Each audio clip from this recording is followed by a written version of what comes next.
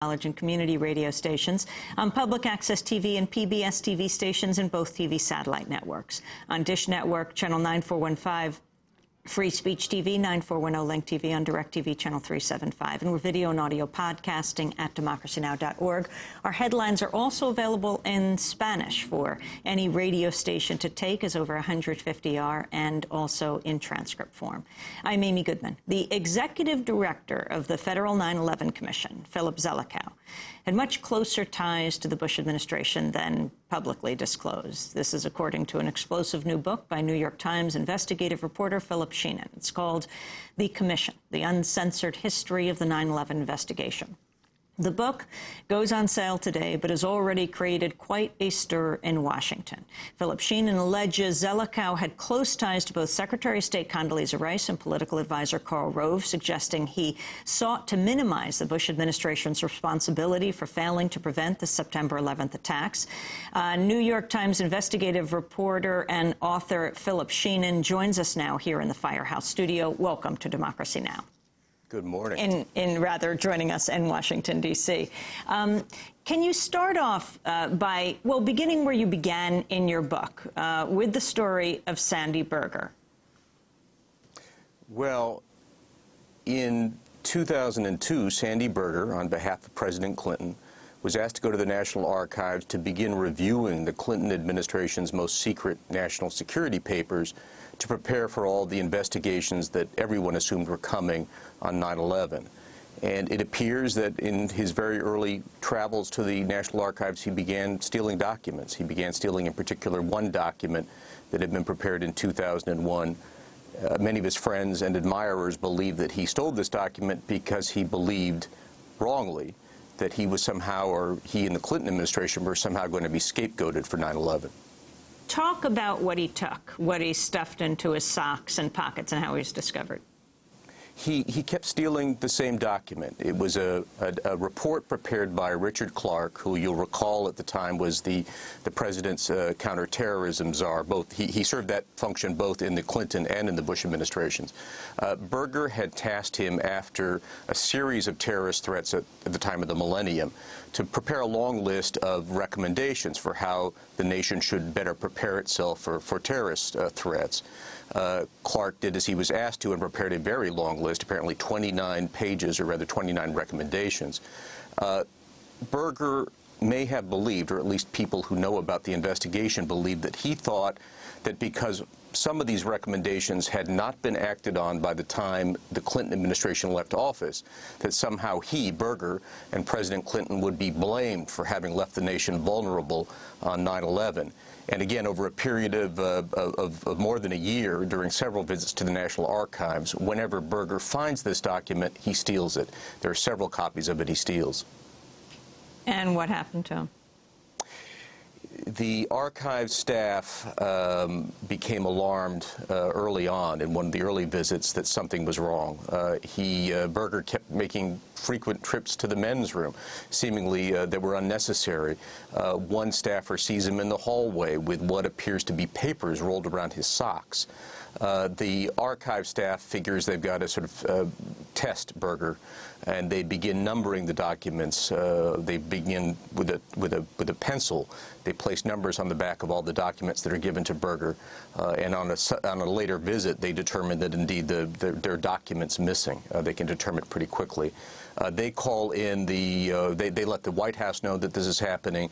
The White House lets the Justice Department know that this is happening, and Berger finds himself the subject of a criminal investigation quickly. Let's talk about Philip Zelikow, the executive director of the 9/11 Commission. First, tell us how it was formed, and then his control of the commission. The commission was formed by a law passed in Congress in 2002 after long and very tortured debate. It was a 10-member panel, 5 Democrats, 5 Republicans. The only person for the commission chosen by the White House was the chairman. Initially Henry Kissinger. Kissinger stepped down and he was replaced by Tom Kean, the governor of New Jersey. Democratic leaders in the House and Senate chose their 5 representatives. Early on, after Governor Kaine came on board, there was a search for an executive director, somebody to run the investigation on a day-to-day basis. There's a polite fiction in Washington that the reports of blue ribbon commissions are written by the blue ribbon commissioners. Well, that's not usually the case. They're usually written by a professional staff led by a congressional researcher or a scholar. In this case, Kaine and Hamilton came across the resume quite early on of Philip Zelikow, a very well-respected historian at the University of Virginia. They contact him, and Zelikow agrees to come on board. And he had served on the Blue Ribbon Commission investigating the 2000 vote that got Bush selected. Exactly, and he had earned the praise of both Republicans and Democrats on that commission. It's one of the commissioners from the Electoral Reform Commission who joins the 9/11 Commission and forwards Zelikow's name to Kaine and Hamilton. And as I say, Zelikow comes on board quite early. You talk about in your book the commission that's just being released this week, just being released today, Zelikow's secret relationship with Karl Rove. He's this week becoming a commentator on Fox News, but much more relevant was his top status within the White House, top advisor to President Bush. Well, what I can tell you is that in 2003, Karl Rove called Zelikow a number of times at the commission. We know this because there are phone logs recording Rove's calls in. Now, Zelikow had a lot of ties to the Bush administration, and that was known to some degree when he signed on to the investigation. And he had assured the commission that he would do his best to avoid the appearance of a conflict of interest and would cut off most of these ties with his friends in the White House and elsewhere. It becomes known on the commission staff in 2003 that despite these promises, Zelikow is having conversations with, of all people, Karl Rove. And this creates, as you might imagine, a huge amount of alarm and suspicion on the commission staff. You know, what is the executive director of the 9/11 Commission doing talking to Karl Rove? Now, Rove's people at the White House, you know, his friends and allies there, and Zelikow insist that that this was completely innocent, and that this involved Zelikow's work at the University of Virginia. And indeed, Zelikow's work at the University of Virginia centered around presidential histories. So Karl Rove is somebody he would have normally at the university had some sort of contact with, I assume. And there's a odd development thereafter, which is Zelikow calls in his secretary, shuts the door, and informs her that she is no longer to keep phone logs of his contacts with the White House. The secretary is alarmed by this, worries that she's being asked to do something improper, and then contacts the chief lawyer for the commission to alert him to what's happened. As I say, this whole sequence creates a great alarm and a great suspicion about what Zelikow is up to. We're talking to Phillip Shenon. His book has just come out. It's called The Commission.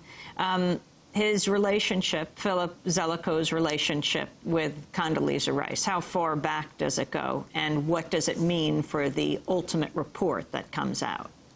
Well, they have a relationship that goes way back. They were both members of the National Security Council staff in the first Bush administration, Bush 41.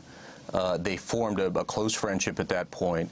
After that presidency, Zelikow goes off to Harvard and Rice returns to Stanford, yet they stay in touch and they write a book together about German reunification.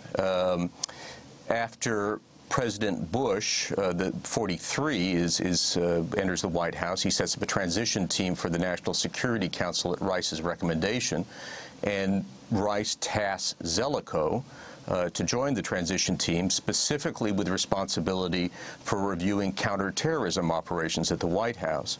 Now, some of this was known at the time of Zelikow's hiring. I think the question is how much of that was known. And of course, Rice was at the heart of the 9/11 Commission investigation. You know, it was her actions in the spring and summer of 2001 that were among the most important subjects for investigation by the 9/11 Commission.